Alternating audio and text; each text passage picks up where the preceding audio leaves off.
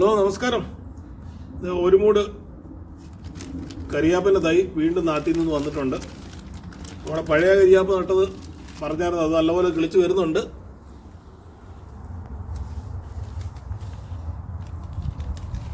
അപ്പോൾ ഇന്ന് ഒരു മൂട് കിട്ടിയതാണ്. പക്ഷേ ഇതിനകത്ത് ഒരു പ്രശ്നമുള്ളതെന്ന് വെച്ചാൽ കേട്ടോ, മണ്ണില്ലാതാണ് വന്നേക്കുന്നത്. വേര് ഉണ്ട്, മണ്ണില്ലാതാണ് വന്നേക്കുന്നത്. അതുകൊണ്ട് എത്രത്തോളം ഇത് കിളിക്കും എന്താണെന്ന് അറിയത്തില്ല. ആദ്യം വന്ന് രണ്ടും കുറച്ച് മണ്ണോട് ചേർത്താണ് കാണുന്നത്. അതുകൊണ്ട് അത് കിളിച്ച് വരുന്നുണ്ട്. എനിവേ ഏതായാലും നമുക്ക് കിട്ടിയതാണ്. നമ്മുടെ ഒരു സുഹൃത്ത് വീണ്ടും സ്നേഹത്തോട് കൊണ്ടു തന്നതാണ്. അപ്പോൾ അതിനെ കളയാൻ നമ്മൾ ആഗ്രഹിക്കത്തില്ല, പിന്നെ നടുകയാണ്.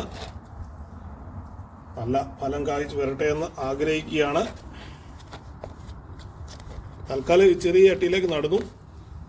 അത് വളർന്നു വരുന്നതനുസരിച്ച് നമുക്ക് വലിയ ചട്ടിയിലേക്ക് മാറ്റാം. അതാണ് ഇപ്പോൾ ഉദ്ദേശിക്കുന്നത്. ഇന്ന് ഞായറാഴ്ച അവധി ദിവസമായിരുന്നു. കൃഷിയോട് വലിയ താല്പര്യം ഉണ്ടെങ്കിലും നമ്മൾ ഈ ചട്ടിയിലും കലത്തിലും ഒന്നും ഇങ്ങനെ ചെടി നട്ട് ശീലമൊന്നുമില്ല നമുക്ക്. നമ്മൾ പറമ്പിൽ പണിയെടുത്തുള്ള ശീലമേ ഉള്ളൂ. അപ്പോൾ ഇനിയിപ്പോൾ ഇവിടുത്തെ സാഹചര്യങ്ങളുമായിട്ടൊക്കെ നമ്മൾ പൊരുത്തപ്പെട്ട് വന്നല്ല പറ്റത്തുള്ളൂ. അപ്പോൾ ഇതൊക്കെ പഠിച്ചെടുക്കുകയാണ്. കിളിച്ചോളൂ, എങ്ങും പോകത്തില്ല. ഇത് അടിപൊളിയായിട്ട് കിളിക്കും.